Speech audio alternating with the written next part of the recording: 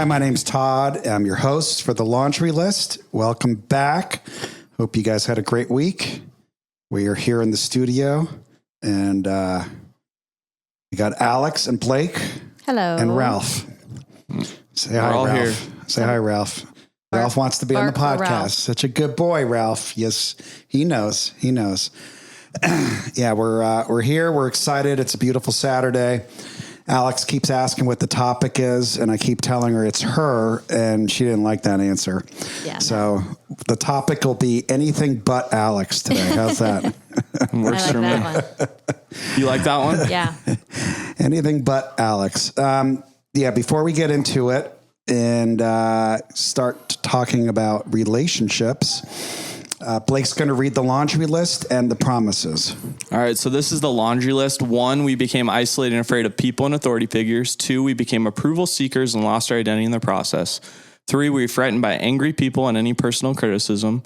4, we either become alcoholics, marry them, or both, or find another compulsive personality, such as a workaholic, to fulfill our sick abandonment needs. 5, we live life from the viewpoint of victims and are attracted by that weakness in our love and friendship relationships. 6, we have an overdeveloped sense of responsibility, and it is easier for us to be concerned with others rather than ourselves. This enables us not to look too closely at our own faults, etc. 7, we get guilt feelings when we stand up for ourselves instead of giving in to others. 8, we became addicted to excitement. 9, we confuse love and pity and tend to love people we can pity and rescue. 10, we have stuffed our feelings from our traumatic childhoods and have lost the ability to feel or express our feelings because it hurts so much. Denial. 11, we judge ourselves harshly and have a very low sense of self-esteem. 12, we are dependent personalities who are terrified of abandonment, will do anything to hold on to a relationship in order not to experience painful abandonment feelings, which we receive from living with sick people who were never there emotionally for us. 13, alcoholism is a family disease, and we became para-alcoholic and took on the characteristics of that disease, even though we did not pick up the drink. 14, para-alcoholics are reactors rather than actors. So that's what we had. Right, Todd? That's what we had, and sometimes we still carry some of that stuff. Let me get what we get. I know. All right, here we go. 1, we will discover our real identities by loving and accepting ourselves. 2, our self-esteem will increase as we give ourselves approval on a daily basis. 3, fear of authority figures and the need to people please will leave us. 4, our ability to share intimacy will grow inside us. 5, as we face our abandonment issues, we will be attracted by strengths and become more tolerant of weaknesses. 6, we will enjoy feeling stable, peaceful, and financially secure. 7, we will learn how to play and have fun in our lives. 8, we will choose to love people who can love and be responsible for themselves. 9, healthy boundaries and limits will become easier for us to set. 10, fears of failure and success will leave us as we intuitively make healthier choices. 11, with help from our ACA support group, we will slowly reduce our dysfunctional behaviors. And 12, gradually with our higher powers' help, we will learn to expect the best and get it. Good stuff. Thank you, Blake. Thank you. All right, I think I just thought of a topic, and it's something I said in the shower just now after we got out of hot yoga. And the reason it resonated with me, and maybe this is the reason I said it, is because there's been some conflict in some of my businesses this last couple of weeks. Yeah. And I just think the more work we do in this program and the kind of the spiritual content that we listen to, the more we get comfortable with our own voice and finding out who we truly are. For sure. And we don't need to people please and do all those things. But the line I said to Blake in the shower, not in the shower, but in the locker room, was from The Matrix. And I heard it the other day on a podcast, and Morpheus is talking to a commander, and she says, she goes, "Damn it, Morpheus, not everyone believes what you believe." And Morpheus goes, "Nor do my beliefs require them to." Mm-hmm. And I've experienced that this week in some businesses where, the people change their mind on a whim based on the last person they talked to. And it's like, okay, I like the color blue. All right. Well, after talking to like 7 other people and those people convinced them that blue is a bad color, they asked that same question, "What's your favorite color?" And they're like, purple. It's like, well, I thought it was blue. No, it's purple now. Like, you just basically want to be in a situation where people agree with you and approve of you. Well, it's just, for me, it all goes back, and Alex can hear say, but it all goes back to people pleasing. Right. Right. And I think both you and I in previous, whatever dealings or just in life, like if you were mad at somebody and then I need to be mad at that person. Right. And it's a symptom of a bigger thing because I just want you to be happy. Right. Right. Instead of like, you can be mad at someone and I'm like, yeah, I see where you're coming from, but it doesn't impact me. Yeah. But the more it's a muscle, literally. For sure, the more for we sure. practice this, the easier it gets.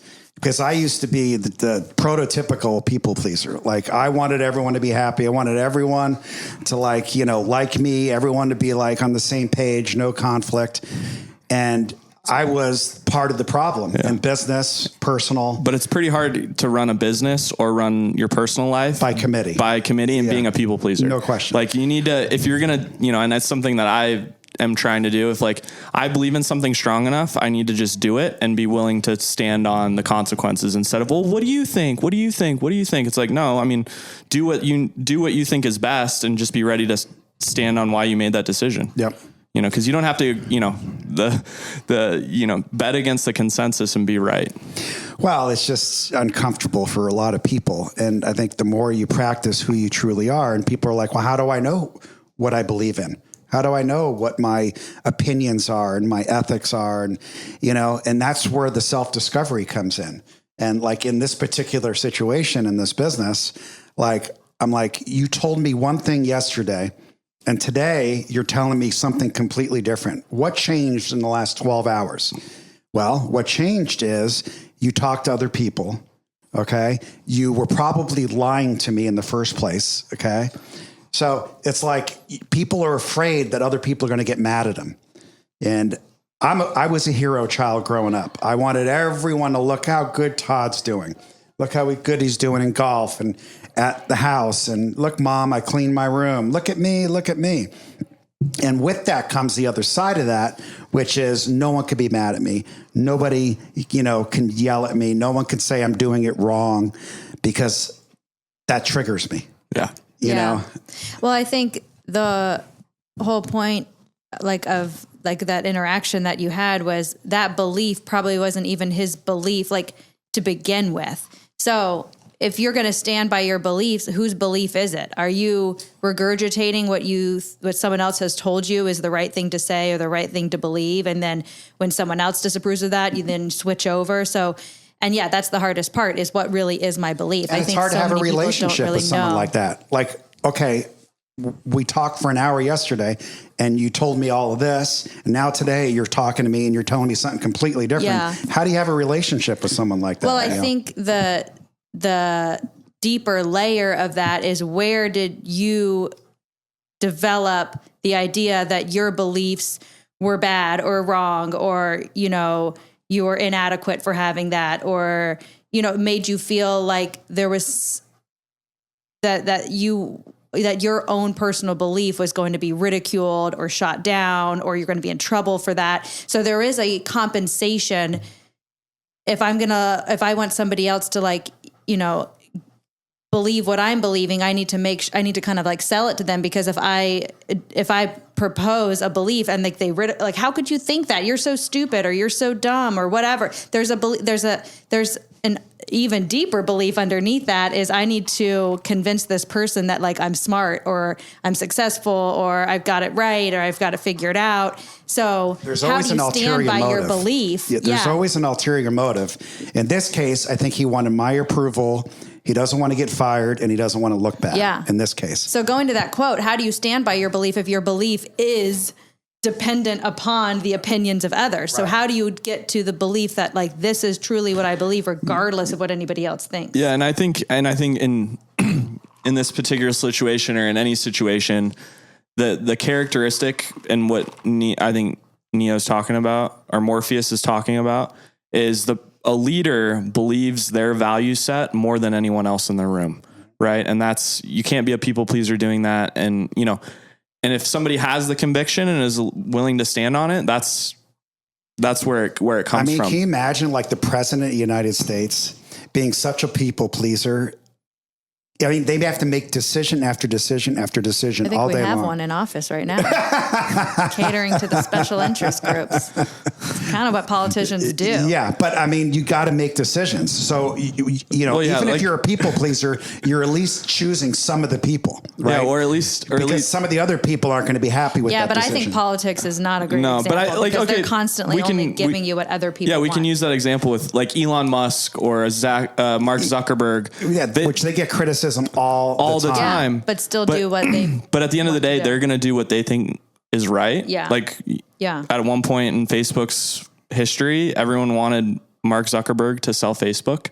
And he's like, hey, I know we have to go over this. We got $1 billion offer from Yahoo. We're obviously going to turn it down. We all agree, right? And investors are like, no, let's sell it. And he's like, no, like we're not selling. I don't care. This is what we're going to do. We have $100 billion business. And everyone looked at him like he was insane. And he ended up being right. Yeah. I think too, your own beliefs aren't dependent upon what other people's beliefs are. So like if this guy's constantly, changing his opinion and his belief or his, whatever he's presenting to you, it's like, well, that doesn't matter because if you're solid in where you stand, then it doesn't matter what anybody else is saying. Right, but that's a big comment there. If you're solid where you stand, because that requires, especially for people listening to this and people that can identify with the laundry list, when you spend years trying to get the approval of other people and having the opinions of other people, you just don't flick a switch and be like, oh, okay, now I'm strong in my opinions. Right. And I've been doing this work different in different parts of your life. I've been doing this work for years, 30 plus years. And just a couple months ago, I was telling a guy in recovery that I don't do psychedelics and I'm against it, which was a total lie because I wanted him to approve of me. Yeah. Okay. And I looked at that and like, God, that felt bad. That felt like, I felt like I used to feel when I was drinking. I felt like this pit in my stomach. Or you got in trouble by your mom and your mom's yelling at you. Yeah. Right? I'm like, I just didn't tell the truth. Where inside there was this need to lie? I didn't want to be judged. Disapproved of? I didn't want to be disapproved of. I didn't want to be laughed at. And the reality is that is old behavior, but this stuff it's not like black and white. Yeah. Like it's progress, not perfection, Yeah. I think it would be a fun experiment to just be like, I don't care at all what anybody thinks. Like, cause I've gotten more and more like closer and closer to that place of like, I'm just going to say what I'm going to say. I'm going to just be completely honest. And it's like, it's so freeing. And it's like, and also almost even freeing to have somebody get triggered by what you're saying and watch their reaction and just be like, how interesting. That is so interesting. Like they got so upset because I just said that one thing. And I think for me, I get a lot better in some areas of not people pleasing or not caring what people think.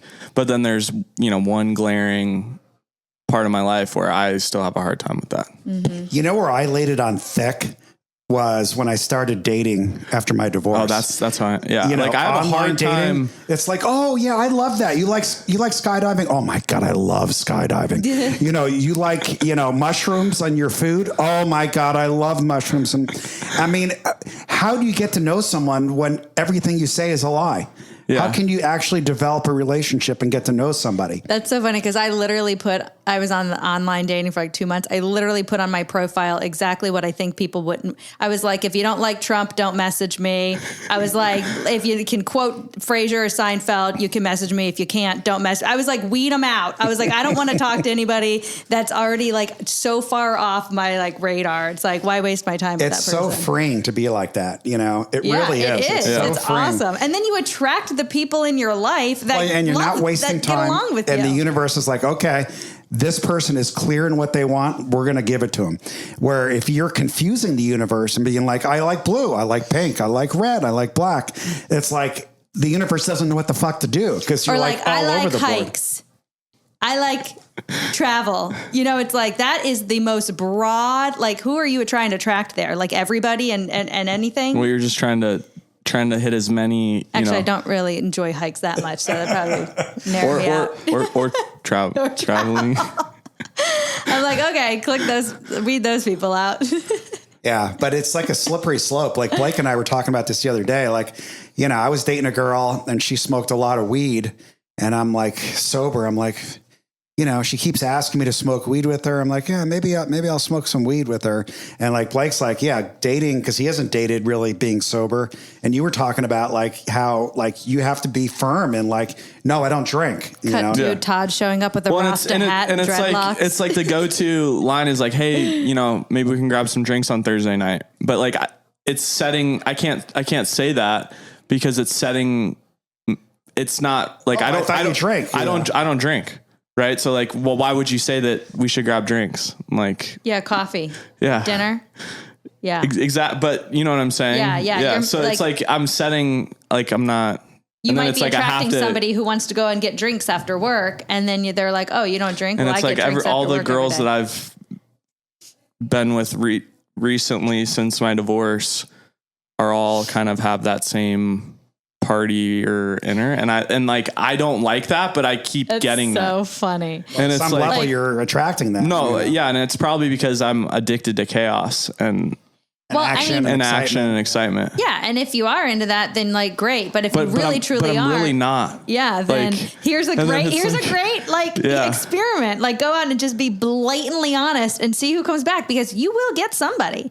In fact, you will get somebody even better because you are completely honest, and you're like, oh, she likes me for like who I am. For sure. Yeah. Not because I'm going to go I partying. lived that people pleasing thing for 22 years and it's in a like, marriage. I'm so grateful that Alex and I can speak our truth. Like we're both homebodies. We both like to go to bed early. We both like the same shows. We don't like to hike and travel. We don't like to hike and travel. I mean, it's like we have similar interests. That is truly our similar interests. But you guys also have very separate interests, and that's okay. Well, we have an independent life. Like, no question. You'll do you do pickleball and you don't have to do pickleball, right? Like you do. Actually, she actually wants to start playing pickleball. Okay. Well, I like to play every now and then. I don't want to be hardcore, but I like to, if like some girls are getting together to play pickleball, he and Bond need an extra person, I'm like, sure. Yeah, but it's just interesting because, the whole Melody Beattie, Codependent No More, the whole ACA Red Book, I mean, it just truly is just lying. And we think it's actually being helpful, but what we don't realize, we're actually hurting the other person and ourselves by people pleasing and getting validation and approval. For sure. Well, it's only revealing the underneath lie that I'm not good enough, or like I'm inadequate, or, the insecurity that's underneath, or they're not going to really like me. So there's an underneath. But even before you can get to that, you have to realize what you're doing. You have to have awareness. Like, you're right. Of course. Okay. Yeah. But if you don't have awareness, then this is a moot conversation because they're just going to keep doing what they're doing. But if somebody is like, why do I keep choosing this type of person when I don't want this type of person? They'll just, if they really do start removing the layers of like, oh, because like I don't want them to really truly see who I am. So I sort of keep that at arm's length. I sort of present a different person to them because if they really truly see who I am, I'm terrified that they're going to leave me. But then it ends up ending because we're not compatible and I don't really like them. And you didn't speak your mind. You didn't speak your truth. Yeah. I think with something that I did with a girl that I saw for a month and a half, whatever, is I was changing my beliefs because I didn't want her to be mad. But now I've gotten to the point where I'm happy being alone. Like I'd rather be alone than be with the wrong person. But the old pattern was I would be with you no matter what, because that's so much better than being alone. And like what's so interesting to me is like what was so scary to you if a girl was mad? Like that's what I want to look at. Like why is that so? If she's mad at you, it's conditioning from childhood. That you're a little boy that's going to be in trouble. The little 8-year-old boy, mom's screaming at me. So she's that's getting throwing replayed. stuff at me. She's going, go to your room. Yeah. She's, you were so bad today. I got a bad report from the neighbor. You popped a ball. Yeah. Like, how could you? So in reality, the girl that's mad at him today, it's just his mom mad at him. And it has nothing to do with this girl. And it has nothing to do with what's going on now. It's triggering a response from when I was 8. So what would happen if, like in Men in Black, when they wave that wand over your eyes and you have no memory of your past, no memory. But I think the memory of your you be? past is important because it's who I am. shaped who you It's are. who I am today. Right. And I think that, Right. But like, how would you be in a relationship today? Because obviously that's the part that's like sabotaging a relationship. We'll eventually get there. I mean, I'm recognizing it and working on it and, giving myself approval. And, when my now ex-wife was mad at me, I would be on the phone with Todd crying like, oh my God. Yeah. Like He's going to leave. Like hysterical. Right. And now I can have those same responses and do nothing. And eventually the response will be less and less. And hopefully it'll just have gone away. But I honestly think you're seeking out a woman who will get mad at you so you can relive that experience. Very possible. Yeah, absolutely. It says that in the first 5 pages of the ACA book. Yeah. That we continue to replay the trauma that we lived with as until childhood. we heal it. Until we heal it. So as long as you keep attracting, I would in the meantime, just like have fun and be like, I'm going to keep it, okay, if this is the type of woman I'm going to be attracting, I'm going to be attracting it until I'm no longer in that place where I need to be attracting it. Mm-hmm.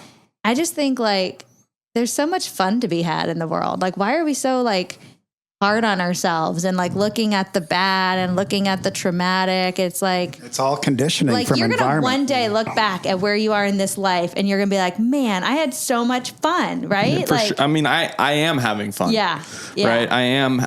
And that's the thing is I've gotten a lot better at being present because I think a lot of the trauma response or being triggered is because you're either living in the past or living in the future. Yeah. And if you're living in the present, that stuff doesn't impact me as much. Yeah. And I think so many people put so much pressure on themselves for a relationship. I got to get this right. I got to do this right. I got to say the right thing. And it's like, you are sabotaging like the most fun, like the most free time of your entire life. Like you have so much, you can do whatever you want to do right now. Do it. Do it. Somebody's jealous over here, right? Do it. I just mean like, okay, your life will continue to be, you can do whatever you want to do the most part until you have like, kids and other people you have to take care of. But it's still like your life will still be your own life. Like you can choose the things that you want to do and the people you want to be around. And I think the most fun part is, and this is something that Augie used to say, is with the unknown comes unlimited possibility. I love it. And like absolutely. If you asked me a year ago, would I be sitting here knowing the things that I know, having gone through the things that I've gone through, and in the positions I am in now, I would have thought you were insane. I'd be like, there's no chance. Yeah. No chance. Yeah. You're divorced.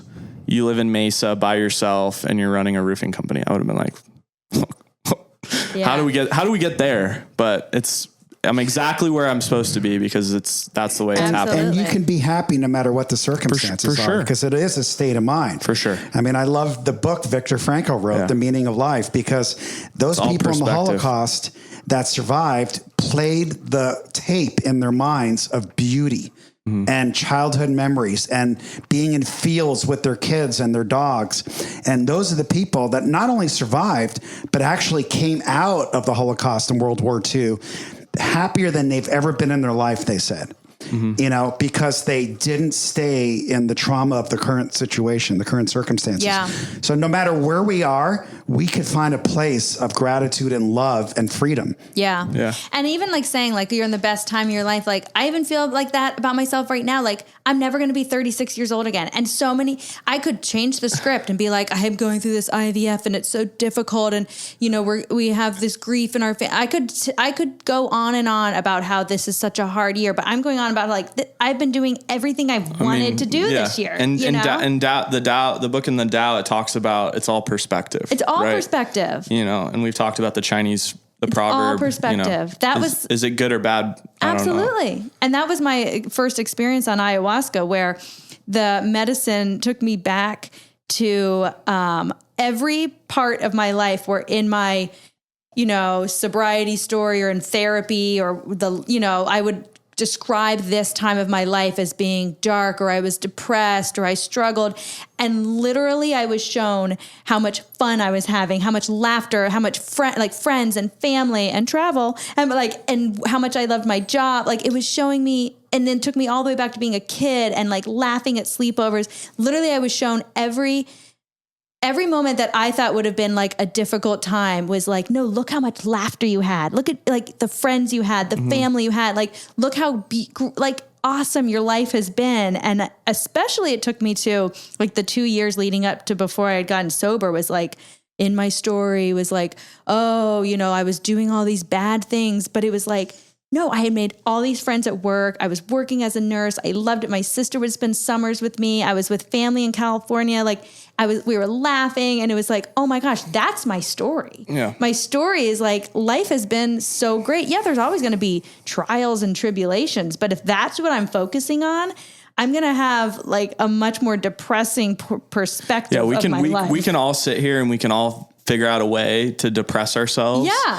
So why not And there's nothing, it's not going to change. It's not going to change anything. And that's even like the present moment. I don't need to be so hard on the present moment either. And I can look at what's so great about the present moment. You guys are a little younger, and you told me you were 33, not 36. So when I met you, I was. Okay. But in Saturday Night Live, you know, Bill Murray, you know, there was this skit and it was called Debbie Downer. I don't know if you guys remember that. I know Bill Murray and it from was Caddyshack. Debbie Downer. And like, you know, every time she walked in the room, they would go, wah, wah, wah, and she would complain about everything. Like, you know, someone would say, I mean, they made it obvious because it was a, you know, comedic skit, but someone would be like, oh my God, it's such a beautiful day. Let's go fly a kite. And then Debbie Downer would be like, yeah, but there's mosquitoes out there and we can get skin cancer. And then you'd hear the music, wah, wah, wah. So it's like that. It's like, do you want to be Debbie Downer? And there's people in this world that are like that. And I choose not to be around that. Like if you're negative, well, but you can be around it, you can't let it affect who you are. Because but it's also not fun to be around somebody like that. It's also like, okay, if I have to, but I'm not going to choose to hang out with you. Like, well, sometimes you don't really have a choice. That's what I'm whether saying. It's family, business. You know. Okay. If you have to go to Thanksgiving and there's somebody there who's talking about all the terrible things that happened in this year, then you're like, all right, I'm going to choose to find this humorous. But at least, what about if you have a friend, like you have a good friend, and she's Debbie Downer today, and what do you say? What do you say? Well, to everyone that person? has a day like that, but I don't have any friends that are consistently Debbie Downers.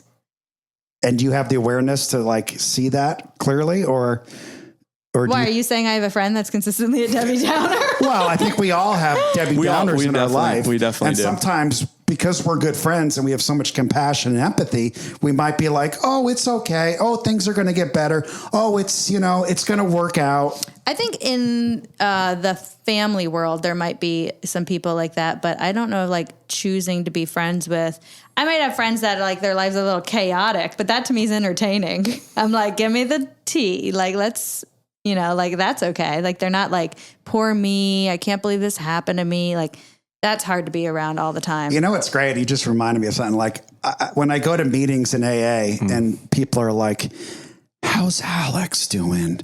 I'm like, she's doing really good. Is she okay? Because you're not in AA anymore. Yeah. So like, they think like you're like, on the ledge or like under. Yeah. Because that's what people tell you in that program. But again, it's the beliefs. It's the hardwired beliefs. Yeah. Just like if your mom's yelling at you and you're dating somebody, that's what you're experiencing. It's the same thing. Like if you leave AA, life is going to get hard and you're going to die. Yeah.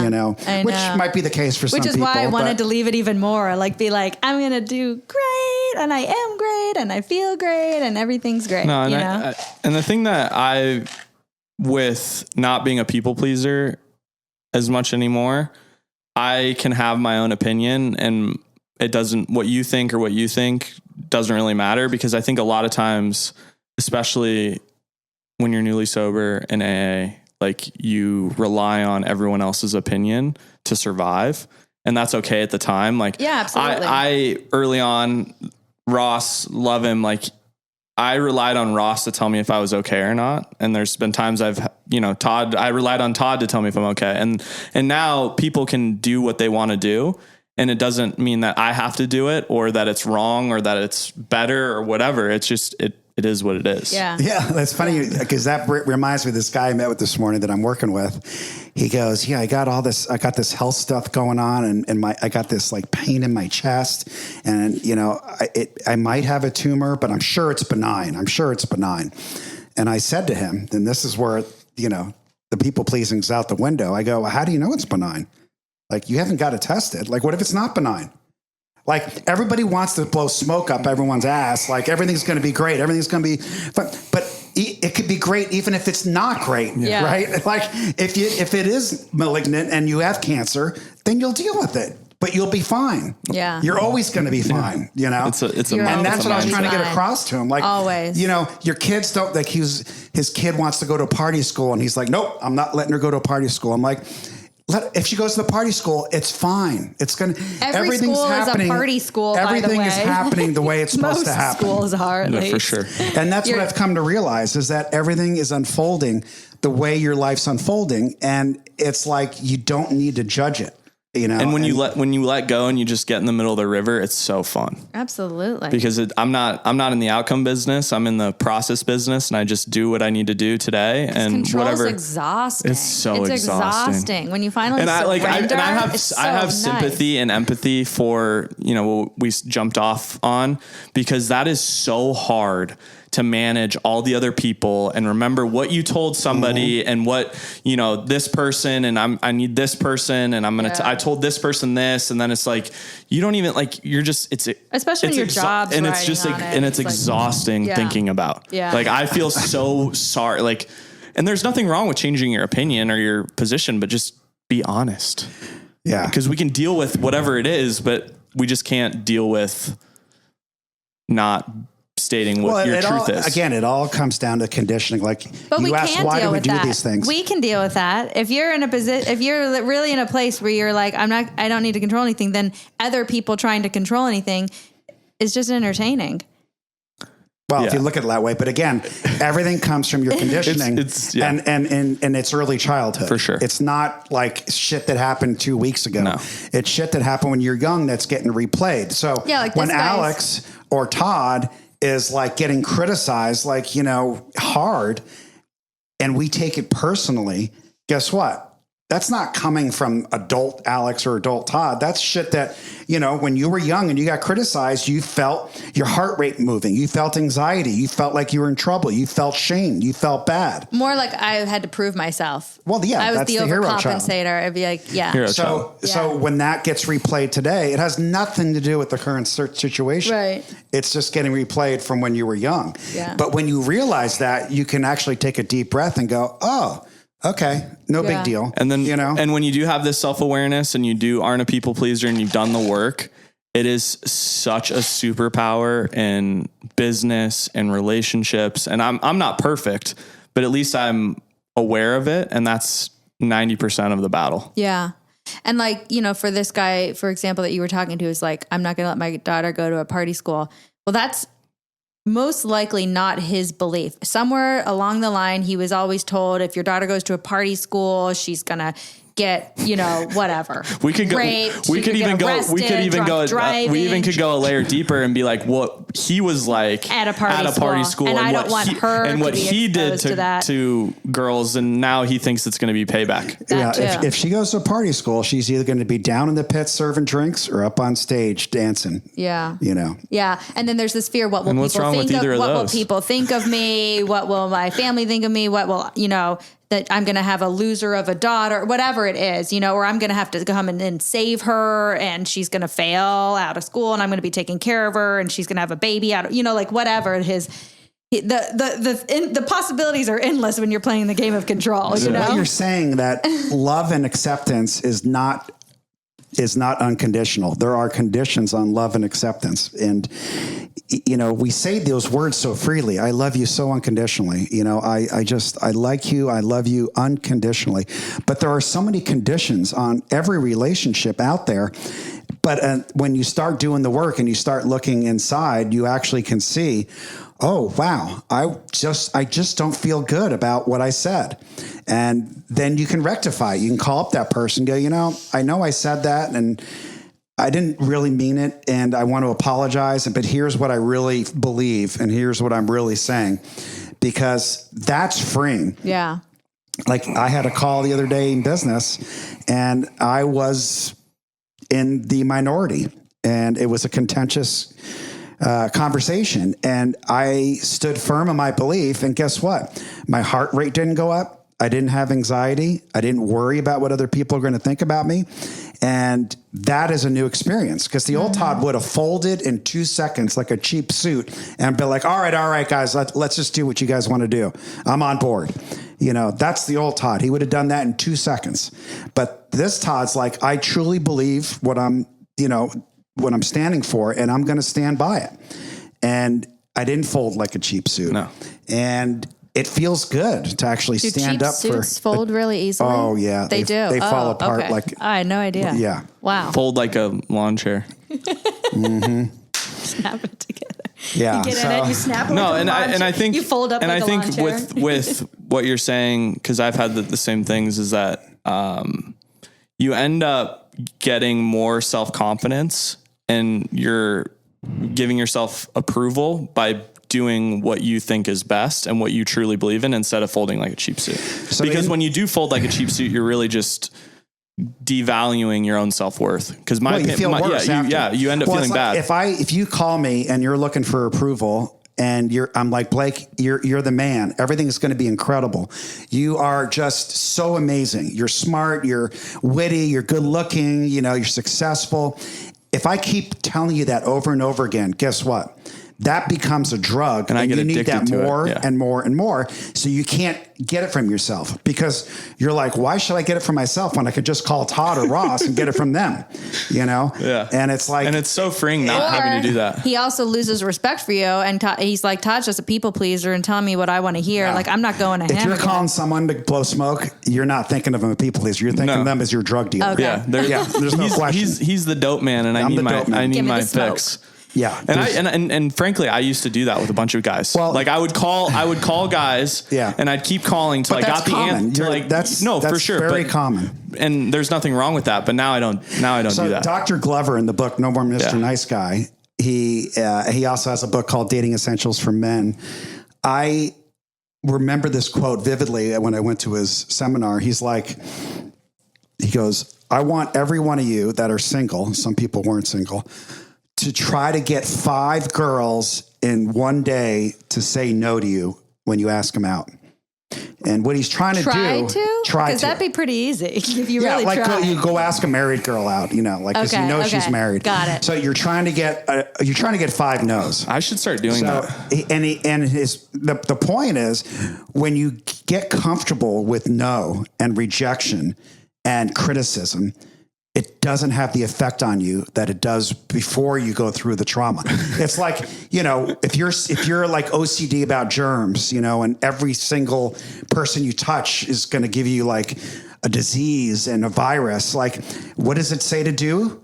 Go hug everybody, go kiss everyone, lick. And it's so funny that you say that, because I probably really am still afraid of rejection, especially from women. Like, the perfect example is, like, I thought about asking the girl that was next to you for her phone number at yoga today. Okay. And I didn't do it because I was afraid that she's going to tell me no, and like it was going to hurt my feelings. That would have been an 87% yes. Yeah, I know, but I'm 86. But it's my own. That's where you get like, do the thing you're afraid of. Like it says in the promises, we're going to do what we want, and we expect the best. Because I had someone recommend that same thing of just like, when you think about asking a girl for her number or whatever, just do it. Yeah. Walk into the fear. And here's the even girls. And then the funny thing is because this was a girl that told me this, is girls would rather be approached. And they're human too, and they want that to happen. I don't know if that makes sense. Yeah, it's a compliment to them. Yeah, compliment. But here's the thing: look at the word yes and look at the word no. They are both one-syllable words. They make almost the exact same sound. Yes, no. I mean, a little bit different with the S there, but The only difference is the meaning we attach to it. All of a sudden, no means I'm ugly. I'm what, I'm like, and no girl wants me. Here I am rejected again. And like, it's just the meaning. And the funny thing is it. I'm a very good salesperson. And if I'm selling you something and you tell me no, not a good salesperson. No, but it has no effect on me. Oh, when you do sales. In business. When people tell me no, I'm like, okay, like, it could be just no right now. Because you're not selling yourself. You're selling a product. No, but so you're not taking it personally. But I am selling myself, but it has to do with my... But it's even more selling yourself when you're talking to a girl. No, it has to do with my own childhood wounds that I'm dealing with today than it does with sales. And I think it's because it's a little bit more personal. You're sure. like me. I am the product. No. Shit. But in that same respect, in business, a lot of times you're selling yourself the same way. True, but it's just it all comes it's all the meaning we put behind it. It has more to do with the female dynamic. What if the no? What if you put a whole new meaning behind the no? What if the no means that's what he's saying with the Glover thing is you're chasing the no. Well, the no turns into KNOW. The N-O turns into KNOW. Get to know yourself. Myself. Yeah. Ooh, know thyself. Wow, that's good. The more I get rejection, the more someone says no. I really like that. I am getting to know myself because I'm seeing where I'm not free. Every time you get a no, put a K in the front and a W at the end and be like, getting to know myself. Yeah. And Richard talks roofing.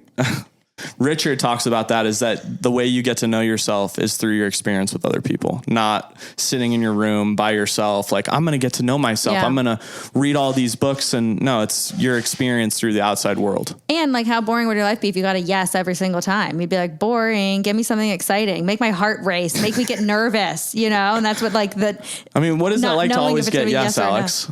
I don't always get yes, which makes life so exciting. In the moment you're like, damn it, I wish I could have a yes. And then all of a sudden you're like, oh, okay, whatever. I went through that and it got me a different result, an even better result. Or it just made me and then Todd, resilient. What's your perspective? Because you in your life and your business, you tell people no a lot. Does that make it harder when you're need to get something? I'm similar to you. Like in business, I have no problem saying no. At all. No. In fact, I look forward to it. But, in personal relationships, whether it's family or when I was dating, family and close friends, it's harder to say no because I don't want people to be mad at me. Mm-hmm. But I'm getting a lot better and it's easier to just say my truth. Yep. So it's, but when I always look at like we just talked about, N-O could be KNOW, get to know yourself better.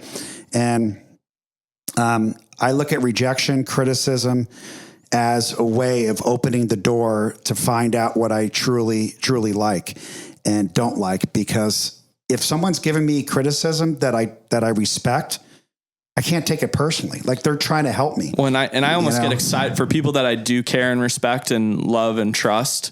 I really enjoy criticism now because it's like the adage saying, if your coach isn't giving you criticism, like he doesn't really care. Right. Where the people that are in my life, like, whoever it might be, when they give me criticism, I really enjoy it because you matter. No. And I matter, but it's also that they care enough to invest their time to give me criticism, to want you to be better, to want me to be better and want me to grow. Yeah. Right. Yeah, absolutely. So I look at it today as helpful. It's helpful. And, the only people that I still have somewhat of a hard time getting criticism from, are my parents, mm-hmm. Because I still take it like I'm a 56 kid. 56 years old, ladies and gentlemen. And it depends on the approach. Right. And when people say you should, why didn't you, like all the shaming type of comments, why didn't you do this? Why didn't you do this? You should have done that. Those are like right to the heart, the shame. But when you say, have you thought about, this, have you thought about maybe trying that? That's how I frame it these days. Like even by my son, he, instead of telling him what to do, like you should do this, or why didn't you do this? I'll be like, have you thought about this? Or I'll send him like a video, like you might want to take a look at this because it really helped me, and just open the door and let them make the decision if it's something they should or should not do. So in a way, your parents are giving you a gift on how to not give Well, that's what every parent thinks. I'm not going to do it like they did, you know? Yeah, but I'm saying then you're not now. You're consciously like, I don't want to do it that way. You know? Yeah. You can't change how they're going to react. That's just how they're going to be, but you can change how you react. Well, when we're raising our kids, I'll tell you what to tell them. Okay. I will give you the playbook on what to say. I don't think that'll be necessary. No, It's like a fun science experiment. I know it is. It's like every parent's going to like mimic their own parents in some ways and then do the opposite of their parents in some ways. Like I wouldn't take back any of the difficult, hard, emotional moments of raising my boys. No. Like those are some of the more meaningful experiences I've had, even though they might have been hard and emotional and tough. Like some of those are the most memorable and meaningful experiences of family and closeness. Absolutely. Same with my childhood. I wouldn't change. You know, my mom will sometimes be like, oh, I'm so sorry. Like I didn't know how to be a mom to a teenager. Like, I'm sorry I couldn't be there for you. And I'm like, I am so grateful for every single fight we had, everything. Because I would not be who I am today, where I am today, if every single thing, every interaction between you and Dad didn't happen. And I said it a couple weeks ago on the podcast when my mom was sitting right there because she had said something similar. And I said, you know, I'm grateful for everything that happened exactly the way that it happened, because it's gotten us to where we're sitting here, where we couldn't even be in the same room together 3 years ago. Amazing. Yeah, absolutely. All right. Well, we're coming up on the hour, but I want to just thank everybody for listening. And remember, you know, be nice to my friend. That's what my sponsor in Laguna Beach, Harry Allen, used to always tell me. He's like, Todd, please be nice to my friend. And you and I talk about this all the time, Blake, is like, we would never criticize and say the things that we say to ourselves to our friends. No. Like we just wouldn't. No. You know, because they'd be mean and it would be uncouth and it would be like, why are you being so rude and mean to that person? Or even a step further, if one of our other friends was talking to another friend like that, we'd be like, Bobby, relax. Yeah. Just chill out. James, relax. Yeah. Don't do that. Don't say that. Yeah. That's rude. Kind of like when Marty was in Laguna, you know, just chill out. Love each other, man. You know, fart noises. God, that was so fun. Yeah. But anyway, we love you. Be nice to you, the most important person in your life, and we will see you next week on The Laundry List. Bye-bye.